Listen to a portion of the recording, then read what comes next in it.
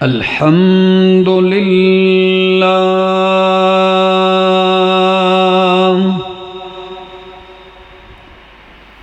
الحمد للہ العلی الکبیر الکبیر المتعال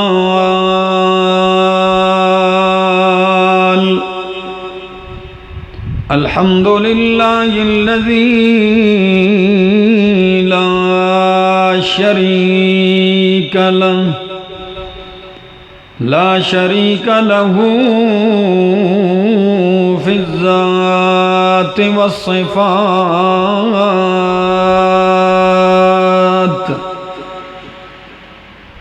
والصلاة والسلام علی من أرسل بالبراهين والبينات وعلى آله وأصحابه وأهل بيته الطيبين الطاهرات أما بعد فأعوذ بالله من الشيطان الرجيم بسم الله الرحمن الرحيم كل من عليها فان ويبقى وجه ربك ذو الجلال والإكرام وقال تعالى كل نفس ذائقة الموت وقال تعالى كل شيء هالك إلا وجهه وقال النبي صلى الله تعالى عليه وسلم لا إله إلا الله ألا إن للموت سكرات وقال عليه الصلاة والسلام اکثروا ذکر حازم اللذات الموت سبحان ربک رب العزت عما یصفون وسلام علی المرسلین والحمد للہ رب العالمین۔ آپ بیٹھ جائیں۔ آگاہ اپنی موت سے کوئی بشر نہیں، آگاہ اپنی موت سے کوئی بشر نہیں، سامان 100 برس کا ہے پل کی خبر نہیں۔ آدمی کا جسم کیا ہے جس پہ شیدا ہے جہاں، آدمی کا جسم کیا ہے جس پہ شیدا ہے جہاں، ایک مٹی کی عمارت ایک مٹی کا مکان، خون کا گارا بنایا گیا، اینٹ جس میں ہڈیاں چند سانسوں پہ کھڑا ہے یہ خیالی آسماں، موت کی پرزور آندھی آ کے جب ٹکرائے گی، موت کی پرزور آندھی آ کے جب ٹکرائے گی، یہ عمارت ٹوٹ کر پھر خاک میں مل جائے گی۔ انتہائی قابل عزت قابل احترام ذی قدر علماء کرام اور دور دراز سے آئے ہوئے میرے معزز مکرم ساتھیوں، السلام علیکم۔ آج کا یہ ہمارا اکٹھا ہونا، اس کا باعث اور اس پروگرام کے جو منتظم ہیں جناب حاجی محمد صادق خان صاحب، انہوں نے تقریباً 2 ہفتے قبل اس خواہش کا اظہار کیا کہ یہاں ایک پروگرام ہو جس میں اللہ اور اس کے رسول کی بات کی جائے، قبر اور آخرت کی کچھ گفتگو ہو، کچھ فکر آخرت پیدا ہو۔ تو میں نے معذرت پیش کرتے ہوئے کہا کہ میں کراچی جا رہا ہوں۔ تو انہوں نے کہا خیر ہے، جب آپ آ جائیں کراچی سے تو پھر کر لیں گے۔ الحمدللہ گزشتہ رات کراچی کے سفر سے واپس آ چکا ہوں، تو آج آپ لوگوں کے سامنے ہوں۔ چند معروضات عرض کروں گا، جہاں تک میری آواز پہنچتی ہے، یہاں سامعین ہے یا خواتین و حضرات تک، جہاں جہاں تک بھی آواز پہنچ رہی ہے، میں سب سے توجہ کا طالب ہوں گا اور اپنی بات کتاب و سنت سے مزین کرتے ہوئے آپ کے سامنے رکھوں گا۔ دعا گو ہوں کہ اللہ رب العالمین مجھے حق سچ کہہ سکنے، سمجھا سکنے کی توفیق نصیب فرمائے، اور بعد ازاں مجھے اور آپ سب کو عمل کی بھی توفیق نصیب فرمائے۔ دوستو، دنیا میں اللہ نے بڑی حقیقتیں پیدا کی ہیں، بہت ساری حقیقتیں ہیں، لیکن اس دنیا میں ہر حقیقت کا کوئی نہ کوئی منکر ضرور ملے گا آپ کو۔ جنت حقیقت ہے، بڑے لوگ اس کے منکر ہیں۔ آخرت ایک حقیقت ہے، بڑی دنیا اس کا انکار کرتی ہے۔ قرآن ایک حقیقت ہے، ہزاروں لوگ، لاکھوں لوگ نہیں مانتے، حتیٰ کہ نبی کی ذات کے منکر، اللہ کا انکار کرنے والے بھی آپ کو ملیں گے۔ لیکن اس مالک نے ایک ایسی حقیقت پیدا کی ہے جسے کہا جاتا ہے موت۔ موت یہ وہ اٹل حقیقت ہے کہ روئے زمین پہ کوئی کافر بھی اس کا منکر نہیں ہے، اور نہ ہی کوئی بندہ اسے جھٹلا سکتا ہے، نہ ہی کوئی اس کا انکار کر سکتا ہے، اور اگر انکار کرے گا بھی تو جائے گا کہاں؟ پھر بھی یہ موت اسے دبوچ لے گی۔ اور اس حقیقت کو مالک نے قرآن مقدس میں مختلف پیرایوں میں مختلف زاویوں سے بیان کیا ہے اور سمجھایا ہے، منوایا ہے۔ قرآن سنیے، فرمایا کل من علیہا فان،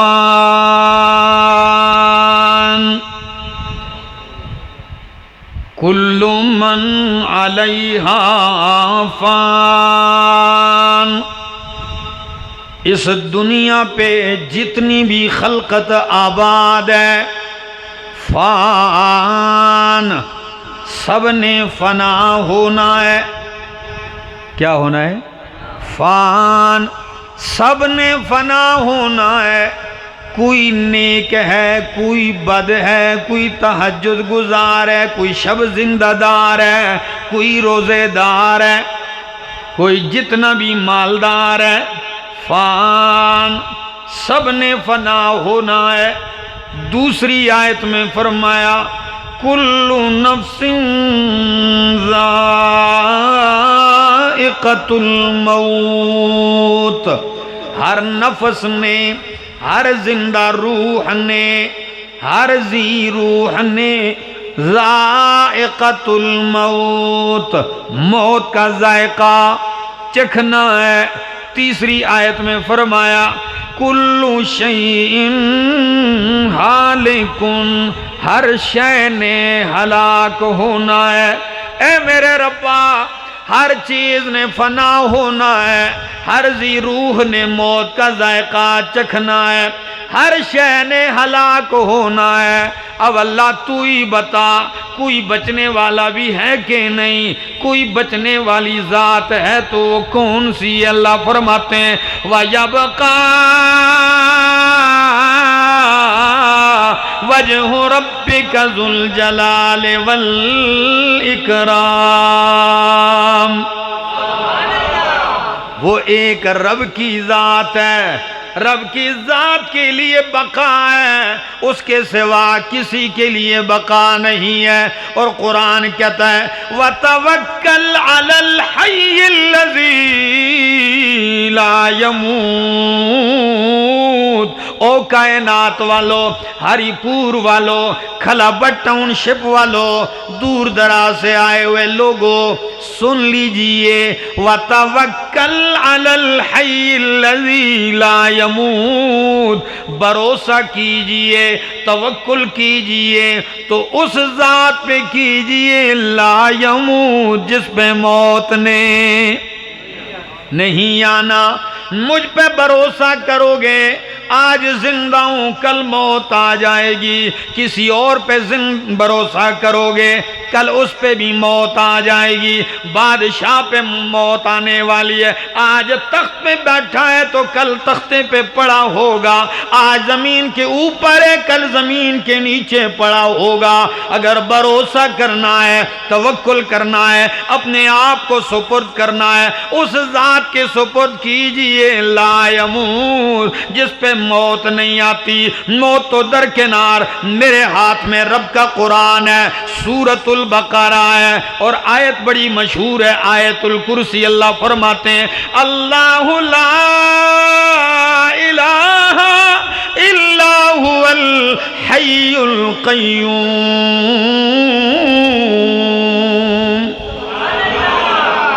اللہ لا الہ الا ہو، اللہ کے سوا کوئی الہ نہیں، اگر ہے تو وہی ہے۔ الحی، وہ زندہ ہے۔ کیسے زندہ ہے؟ خود زندہ ہے، دوسروں کو زندگیاں دینے والا ہے۔ القیوم، خود قائم ہے، دوسروں کو قیام دینے والا ہے۔ موت تو بڑی چیز ہے، قرآن کہتا ہے لا تأخذہ سنۃ ولا نوم، نہ اسے اونگ آتی ہے نہ اسے نیند آتی ہے۔ وہ اونگ سے بھی نیند سے بھی، کیونکہ اونگ نیند کمزوری ہے اور اللہ کمزوریوں سے پاک ہے۔ کھلاوٹ والو، آپ نے یہ جملہ تو بڑا سنا ہوگا، سبحان اللہ۔ کیا کہتے بھی ہو نا؟ ذرا ایک دفعہ اللہ کا نام لے لو، کہو سبحان اللہ۔ دیکھیں آپ ناراض بیٹھے ہیں، کوئی سیاسی جلسہ تو نہیں ہے، میں آپ کو زندہ باد مرد آباد کا نہیں کہہ رہا ہوں، میں تو اس ذات کا۔ لوگ کہتے ہیں فلاں زندہ باد، او بھائی زندہ باد صرف میرا رب ہے جو ہمیشہ سے ہے اور ہمیشہ رہے گا۔ تو پھر کہہ دو سبحان اللہ۔ اب سنیے اس کا معنی کیا ہے؟ اللہ پاک ہے، سبحان اللہ، اس کا معنی اللہ پاک ہے۔ آپ کہیں گے ہمیں سمجھ میں نہیں آیا، ہم تو یہ بھی کہتے ہیں نبی پاک ہے، قرآن پاک ہے، ہم تو یہ بھی کہتے ہیں یہ میرے کپڑے پاک ہیں، یہ دری پاک ہے، یہ چادر پاک ہے، یہ ٹوپی پاک ہے، پھر کہتے ہیں سبحان اللہ، اللہ پاک ہے۔ مطلب کیا ہے؟ فرق سنیے، جب میں کہتا ہوں دری پاک ہے تو مانا ہے غلاظتوں سے پاک ہے، گندگیوں سے پاک ہے۔ جب میں کہتا ہوں قرآن پاک ہے تو مانا ہے شک سے پاک ہے، تبدیلی سے پاک ہے، تحریف سے پاک ہے، رد و بدل سے پاک ہے۔ جب میں کہتا ہوں نبی پاک ہے تو مانا ہوتا ہے گناہوں سے پاک ہے، نبی گناہوں سے پاک ہے، معصوم ہے۔ لیکن جب میں کہتا ہوں سبحان اللہ کہ اللہ پاک ہے تو اس وقت اس کا معنی ہوتا ہے اللہ شریکوں سے، کمزوریوں سے پاک ہے۔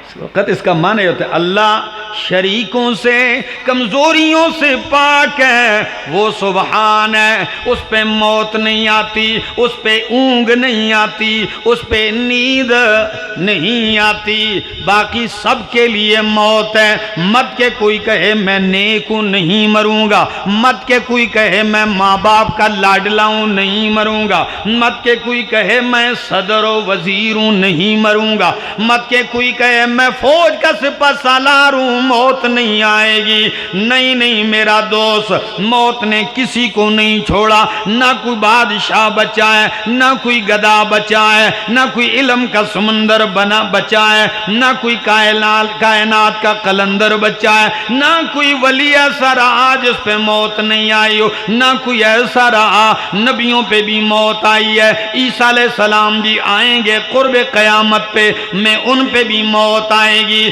موت سے اگر پاک ذات ہے تو وہ صرف اور صرف کون ہے؟ اللہ ہے۔ جب یہ بات حقیقت ہے کہ سب پہ موت نے آنا ہے، پھر کیا کیا جائے؟ بھاگا جائے۔ بھاگ سکتا ہے؟ قرآن نے یہ بھی کہا ہے، فرمایا قُلْ إِنَّ الْمَوْتَ الَّذِي تَفِرُّونَ مِنْهُ فَإِنَّهُ مُلَاقِيكُمْ۔ میرے پیغمبر آپ اعلان کر دیجئے، إِنَّ الْمَوْتَ الَّذِي تَفِرُّونَ مِنْهُ، جس موت سے تم بھاگتے ہو، فَإِنَّهُ مُلَاقِيكُمْ، وہ تم سے مل کے رہے گی، تم بچو گے نہیں۔ یقین کیجئے حضرت نوح علیہ السلام نبیوں میں سب سے زیادہ عمر پانے والے ہیں، سارے پڑھے لکھے لوگ ہیں۔ نوح علیہ السلام نبیوں میں سب سے زیادہ عمر پانے والے ہیں۔ 950 سال تو صرف لوگوں کو اللہ کی توحید سنائی ہے، اللہ کی وحدانیت سنائی ہے، اللہ کا پیغام سنایا ہے۔ لیکن آپ کو تعجب کی بات یہ بھی بتاؤں، 950 سال اللہ کا پیغام سنایا، لیکن 70-72 آدمیوں کے علاوہ کسی نے بھی نہیں مانا۔ 950 سالوں میں 70-72، یہ بھی بعض مفسرین نے کہا ہے، ورنہ محققین مفسرین کہتے ہیں کہ آپ کے بیٹوں میں سے ایک کے علاوہ جو کنعان تھا ڈوب گیا، باقی صرف آپ کے بیٹوں نے مانا، باقی اور کسی نے نہیں مانا۔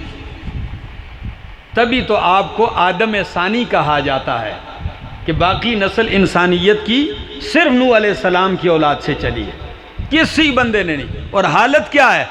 صبح اٹھتے ہیں کیا کہتے ہیں؟ یا ایھا الناس، اے لوگوں اس رب کی بندگی کرو، اس کے سوا تمہارا کوئی معبود نہیں ہے۔ بس یہ پیغام کہنے کی دیر ہے، پتھر شروع ہو جاتے ہیں۔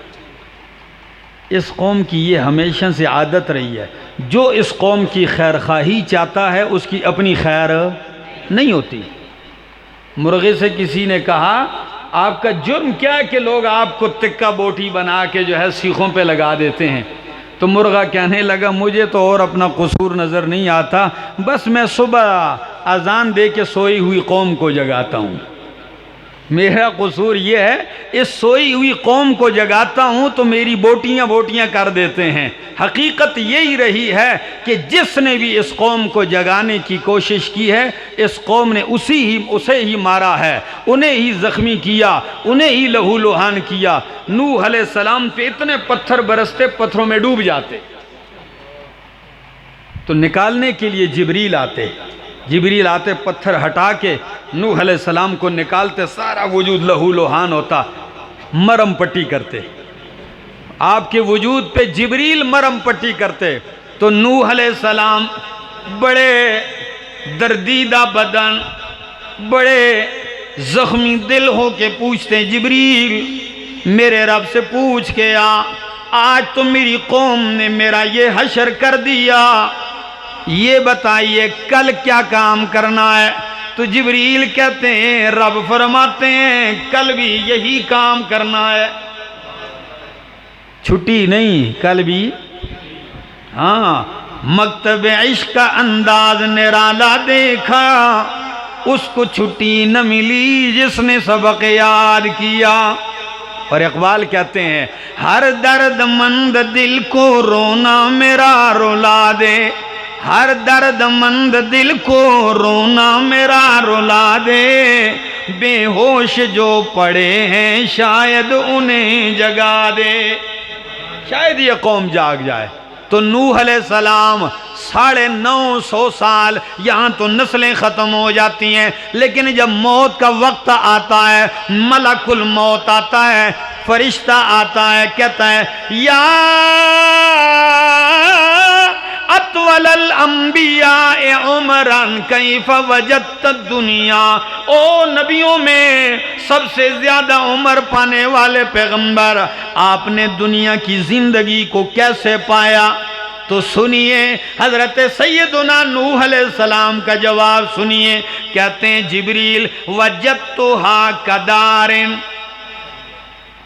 ناز کرنے والوں 50-60 سال کی عمر میں، اب جواب سنیے، کہتے ہیں وجدتھا کدارن لہو بابان، میں نے دنیا کی زندگی کو ایسے پایا جیسے ایک گھر ہوتا ہے، 2 دروازے ہوں اس کے، دخلت من احدہما وخرجت من الآخر، ایک دروازے سے داخل ہوا اور دوسرے دروازے سے نکل گیا۔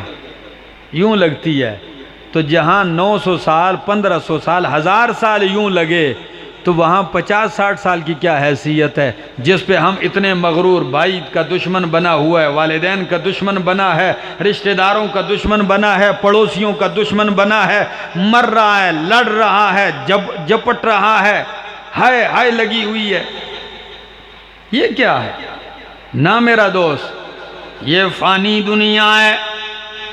آپ ایک بلبلی کی گارنٹی ہے، ایک ٹماٹر کا جو پھل ہے، میوہ ہے، سبزی ہے ٹماٹر، اس کی گارنٹی ہے، لیکن انسان کی کوئی گارنٹی نہیں۔ ابھی ہے، ابھی چند لمحوں کے بعد پڑا ہو۔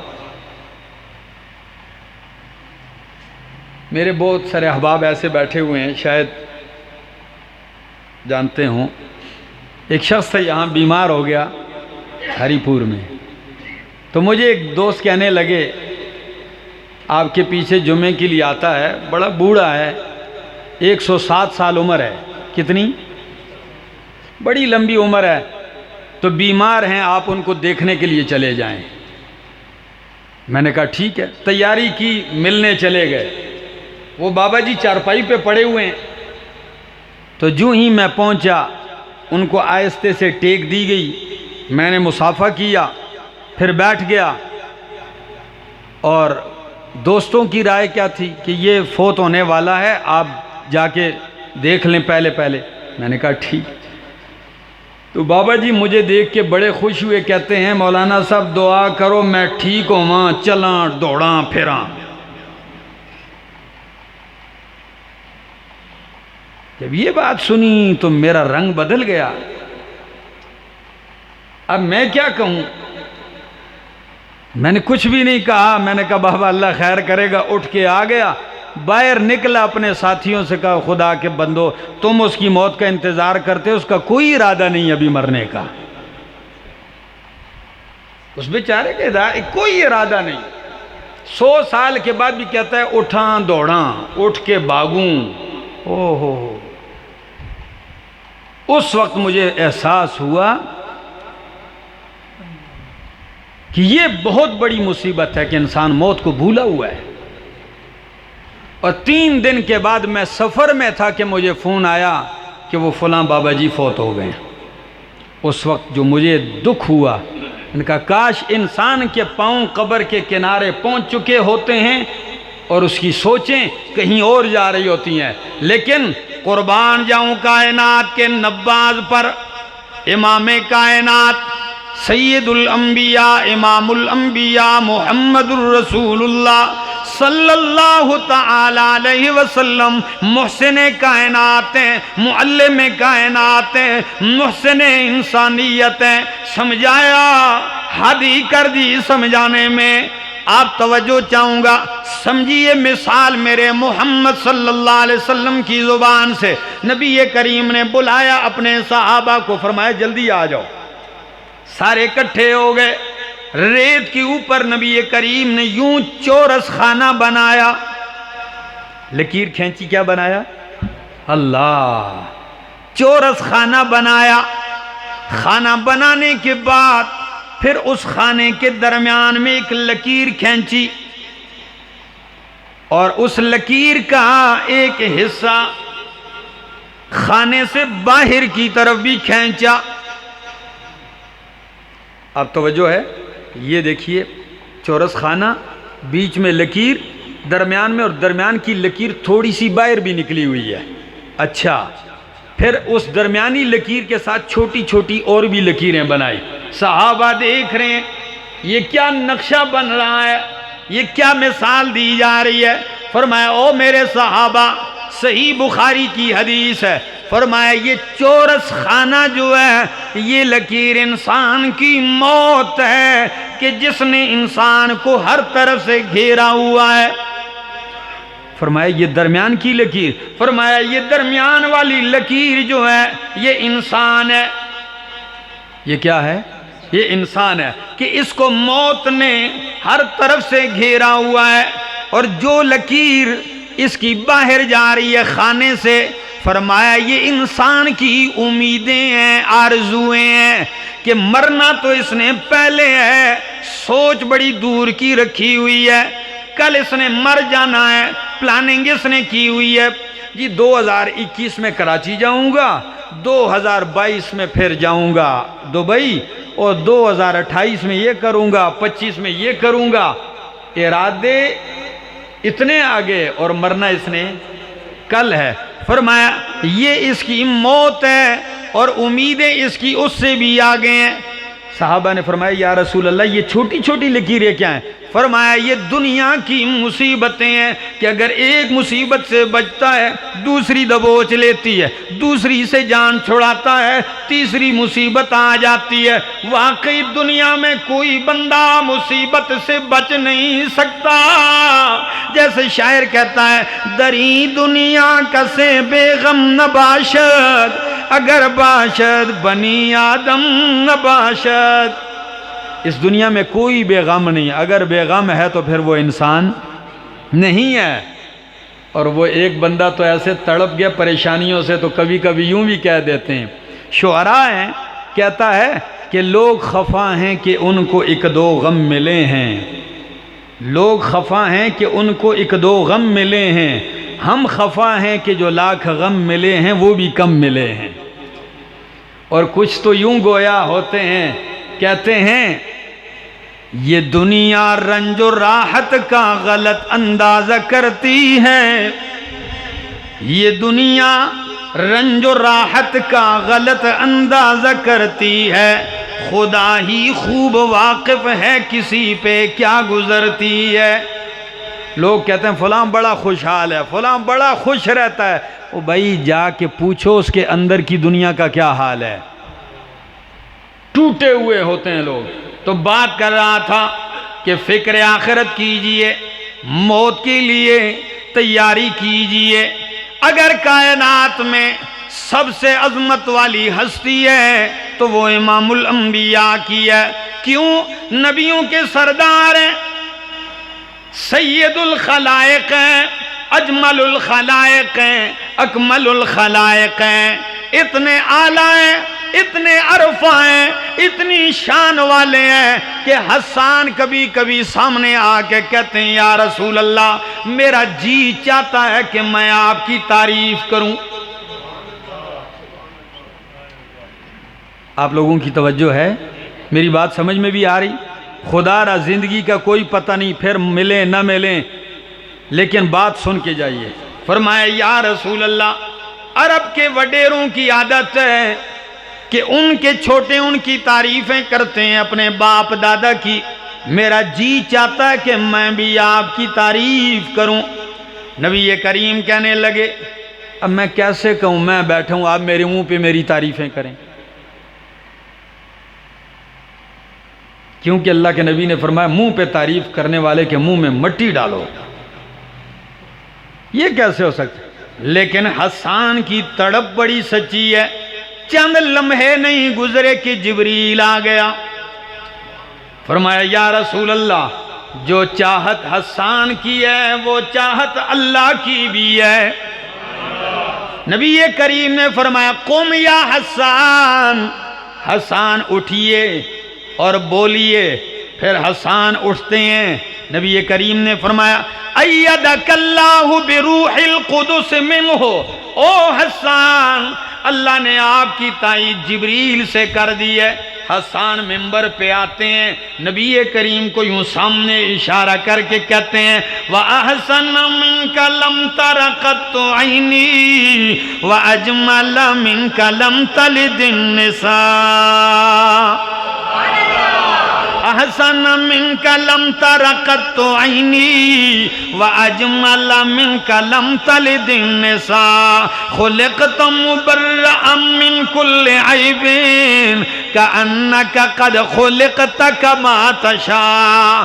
سنیے ہری پور والوں، شاعریاں بڑی ہوتی رہی ہیں، آج بھی ہو رہی ہیں، لیکن حسان کے شعر کا جواب نہیں ہے۔ حسان کہتے ہیں احسن منک لم تر قط عینی، اے اللہ کے محبوب آپ جیسا حسین میری آنکھوں نے دیکھا نہیں، میری آنکھ بلا کہاں سے دیکھتی کہ وَأَجْمَلَ مِنْكَ لَمْ تَلِدِ النِّسَاء، آپ جیسا حسین تو کسی ماں نے جنا ہی نہیں ہے۔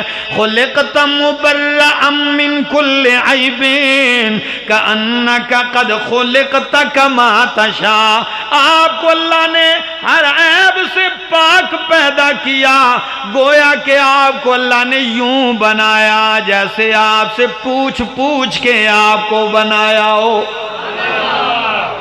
آپ یوں لگتے ہیں گویا آپ کو آپ کی منشا کے مطابق بنایا گیا ہے۔ جب ایسی ہستی کے بارے میں قرآن کہتا ہے زندگی کے 63 سال پورے ہونے کو ہیں، 6 مہینے پہلے وفات سے کتنا 6 مہینے پہلے جب یہ سورت اترتی ہے اذا جاء نصر اللہ والفتح ورأیت الناس يدخلون فی دین اللہ افواجا فسبح بحمد ربک واستغفرہ انہ کان توابا۔ کیا معنی ہے اذا جاء نصر اللہ، جب اللہ کی مدد آ چکی، والفتح مکہ فتح ہو گیا، مدد اور فتح آ گئی، ورأیت الناس يدخلون فی دین اللہ افواجا، آپ نے لوگوں کو دیکھ لیا کہ اللہ کے دین میں فوج در فوج داخل ہو رہے ہیں، تو میرے پیغمبر اب آپ کا کام کیا ہے؟ فَسَبِّحْ بِحَمْدِ رَبِّكَ وَاسْتَغْفِرْهُ إِنَّهُ كَانَ تَوَّابًا، پس آپ اپنے رب کی تسبیح بیان کریں، اپنے رب کی حمد کے ساتھ اور استغفار کیجئے، بے شک وہ معاف کرنے والا توبہ قبول کرنے والا ہے۔ اللہ اکبر۔ جب یہ سورت اتری نبی کریم نے فرمایا مجھے اس سورت سے اپنی وفات کی خوشبو آ رہی ہے۔ کیوں؟ اب آپ کہیں گے اس میں تو وفات کا ذکر کوئی نہیں ہے۔ ذکر ایسے ہے مدد آ گئی، فتح مکہ ہو گیا، لوگ فوج در فوج دین میں داخل ہو گئے، تو نبی کی آمد کا مقصد بھی یہی ہوتا ہے دنیا میں۔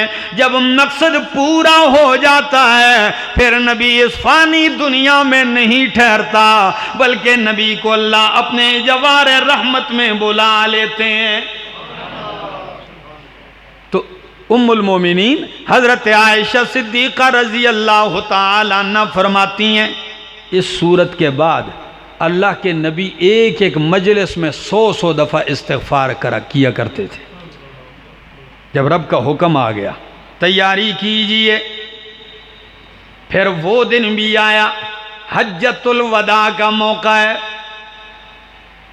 تو دیکھیے ذی الحجہ، اس کے بعد کیا ہے؟ محرم، صفر، ربیع الاول، یعنی 4 مہینے، پہلی 6 مہینے پر، دوسرا موقع 4 مہینے پہلے حجۃ الوداع کا موقع ہے۔ کائنات میں اعلان کیا گیا کہ اس دفعہ سید الانبیاء بنفس نفیس حج میں شریک ہوں گے۔ ساری دنیا سے لوگ آ رہے ہیں، تقریباً 1,44,000 تک مسلمانوں کا صحابہ کرام کا لشکر ہے. جمعے کا دن ہے، عصر کا وقت ہے، دور تک انسانیت کی ساری سر نظر آتے ہیں. نبی کریم ایک جواب مانگتے ہیں صحابہ سے. کیا کہتے ہیں؟ الا هل بلغت الرسالہ، او میرے صحابہ، او انسانیت کی جماعت، مجھے یہ بتاؤ کیا میں نے رب کا پیغام تمہیں پہنچایا کہ نہیں؟ میں نے تو پتھر کھا کے رب کا قرآن سنایا، میں نے تو دندان شہید کر کے رب کا قرآن سنایا، میں نے تو سر زخمی کرا کے رب کا قرآن سنایا ہے، میں نے تو بچیوں کو زخمی کرا کر قرآن سنایا. میری زینب زخمی ہوئی، رقیہ ام کلثوم زخمی ہوئی، سیدہ فاطمہ زخمی ہوئی، میں نے تو امیر حمزہ کے 11 ٹوٹے دیکھے ہیں، میں نے تو مکے کے چوک میں سمیہ کو ٹکڑے ہوتے دیکھا ہے، میں نے بلال حبشی کو مکے کی سرزمین پہ گھسیٹتا ہوا دیکھا ہے. لیکن میں اپنے مشن سے باز نہیں آیا. میں نے کعبہ چھوڑا ہے، حرم چھوڑا ہے، مکہ چھوڑا ہے، رشتے ناتے چھوڑے ہیں، خاندان قبیلہ چھوڑا ہے، رب کا قرآن نہیں چھوڑا. اب تم گواہی دو، الا هل بلغت الرسالہ، کیا میں نے پیغام پہنچایا کہ نہیں؟ ہری پور والوں کیا جواب دیتے ہیں؟ ساری کائنات صحابہ کرام کہتی ہے قد بلغت الرسالہ وَأَدَّيْتَ الْأَمَانَةَ وَكَشَفْتَ الْغُمَّةَ وَنَصَحْتَ الْأُمَّةَ. اللہ کے حبیب، آپ نے پہنچایا ہی نہیں، پہنچانے کا حق ادا کر دیا ہے. پہنچایا نہیں، حق ادا کر دیا. تو میرے نبی صلی اللہ علیہ وسلم کی زبان مبارک پہ کیا الفاظ ہیں؟ اشارہ دیکھیے، اللہم اشہد، اللہم اشہد. اللہ فرش والوں نے تو میری گواہی دے دی، اللہ اب تو گواہ ہو جا. جب نبی کہتے ہیں اللہ تو گواہ ہو جا تو فوراً اللہ کا قرآن اترنا شروع ہو جاتا ہے. کون سی آیت آتی ہے؟ الیوم اکملت لکم دینکم واتممت علیکم نعمتی ورضیت لکم الاسلام دینا. الیوم اکملت لکم دینکم، آج کے دن میں نے تمہارے لیے تمہارا دین مکمل کر دیا ہے اور میں نے اپنی نعمت تام کر دی ہے. وَرَضِيتُ لَكُمُ الْإِسْلَامَ دِينًا، میں نے تمہارے لیے اسلام دین پسند کر لیا ہے. اللہ اکبر. نبی کے مشن کی گواہی زمین والوں نے بھی دی، اللہ نے قرآن میں بھی اتار دی. آپ گھر آتے ہیں، اللہ اکبر، بخار ہوتا ہے، سفر کا مہینہ ہے، بخار ہوتا ہے، جنت البقیع گئے، وہاں کے شہداء کے لیے دعا کی، واپس آتے ہیں بخار آ جاتا ہے. اسی بخار کے عالم میں ٹیک لگائے ہوئے 2 آدمیوں کے سہارے مسجد کی طرف آتے ہیں. ہمیں زکام بھی ہوتا ہے تو گھر میں پڑے ہوتے ہیں. وہ زکام تو پھر چلو ایک عذر ہے، ایسے بھی ہیں کہ سالہ سال گزر جاتے ہیں، ان کو مسجد کا دروازہ بھی کبھی نصیب ہونا نظر آنا نصیب نہیں ہوتا. ایسے بھی لوگ ہیں، وہ سمجھتے ہیں یہ نمازیں یہ کہیں مولویوں کا ٹھیکہ ہے. میرے دوستو یہ کسی کا ٹھیکہ نہیں، فرض ہے، فرض. کئی لوگ ہوتے ہیں کہتے ہیں فلاں بندہ بڑا اچھا ہے، نماز شماز نہیں پڑھتا، باقی بندہ بڑا ٹھیک ہے. وہ بھائی جب بندہ نماز نہیں پڑھتا ٹھیک کیسے ہو گیا؟ کیا ہے ویسے بندہ اچھا ہے، نماز نہیں پڑھتا، بھائی نماز نہیں پڑھتا کیسے ٹھیک ہو گیا؟ سنیے، حضرت عمر رضی اللہ تعالیٰ عنہ، قربان جاؤں فاروق اعظم، 22 لاکھ مربع میل کی زمین پہ خلافت کرنے والے، جب کسی گورنر کو خط لکھتے ہیں، خط میں کیا لکھتے ہیں؟ ان اہم اہم امورکم عندی الصلاۃ. او میرے گورنرو، گورنر کو خط میں تو یہ لکھنا چاہیے بھائی یہ کرو صوبہ ایسے چلاؤ، علاقہ ایسے چلاؤ، نہیں. فرمایا ان اہم امورکم عندی، تمہارے سب سے اہم ترین کام میرے نزدیک نماز ہے. نماز قائم کرو. ہم نے اس کو کچھ سمجھا ہی نہیں. اگر پوچھو ہم سے، ہر آدمی کہتا ہے مجھ سے بڑا نبی کا عاشق ہے ہی کوئی نہیں. اور اسی کو دیکھو تو صبح بھی سویا ہوتا ہے، زور کو بھی سویا ہوتا ہے، کسی وقت بھی کوئی اس کو خبر ہی نہیں، کوئی نماز ہو رہی ہے، اذان ہو رہی ہے، بلاوا آ رہا ہے نہیں آ رہا. ہمارے محلے کا ایک رکشہ ڈرائیور ہے، مجھے 2-3 مہینے کے بعد مسجد میں ملا. میں نے کہا اللہ کے بندے 2 مہینے کے بعد مسجد میں آ گئے ہو؟ کہتے ہیں تسی لوگ ہی آتے ہو نا، آپ لوگ ہی کہتے ہیں جب ہر کام اللہ دے حکم نال ہوندا ہے، ہر کام اللہ کے حکم سے. اللہ کا حکم نہیں تھا تو نہیں آیا، حکم ہو گیا تو آ گیا ہوں. اب دیکھا 2 مہینے نماز کے لیے نہیں آیا، دلیل سارے کام اللہ دی مرضی نال ہوندے نے. اللہ کا حکم تھا تو آ گیا، نہیں تھا تو نہیں آیا. میں نے کہا بے وقوف انسان، تجھے رب کے حکم کا پتہ ہے؟ رب کا حکم تو 5 دفعہ مسجد کی سپیکر سے آواز آتی حی علی الصلاۃ. رب کا حکم تو یہ تھا. سیدھی بات کر کے شیطان کا تھا، اسی کی بات مانتا رہا. غلط کام کر کے اللہ کے ذمے لگاؤ، الٹے کام کر کے اس کو اللہ کے ذمے لگاؤ. خیر بات کر رہا تھا کہ نماز کے لیے اللہ کے نبی آتے ہیں.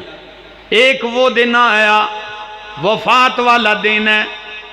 نبی کریم پوچھتے ہیں او میرے صحابہ اصل الناس، کیا لوگوں نے نماز پڑھی ہے کہ نہیں؟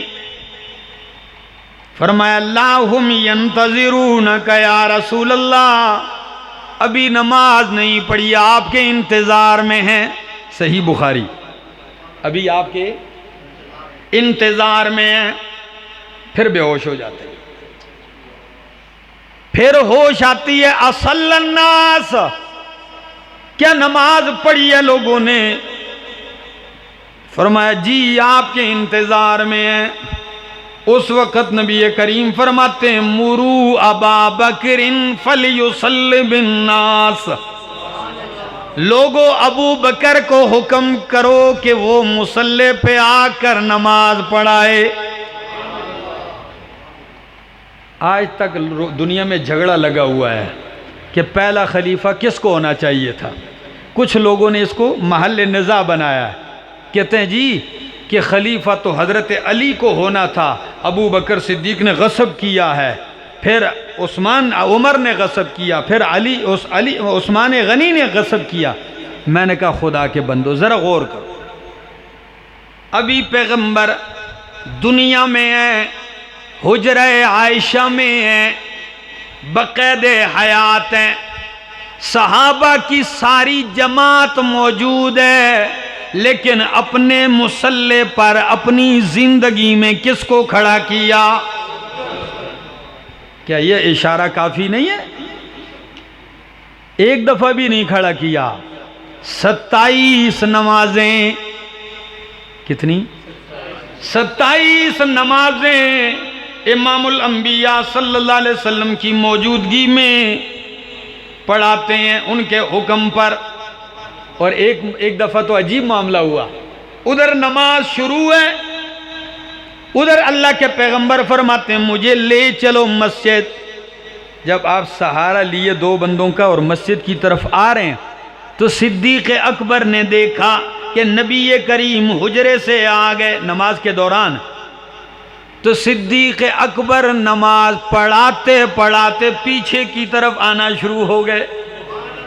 نماز جاری ہے، جب پیچھے ہٹتے ہیں نبی کریم صلی اللہ علیہ وسلم فرماتے ہیں مکانک مکانک یا ابا بکرین، ابو بکر ٹھہر جا، اپنی جگہ ٹھہر جا، لیکن صدیق ٹھہرتے نہیں، پیچھے آ جاتے ہیں، نبی کریم مصلی پہ آ جاتے ہیں، نماز نئے سرے سے نہیں پڑھائی، جہاں تک صدیق نے پہنچائی نبی نے وہیں سے آگے بڑھائی۔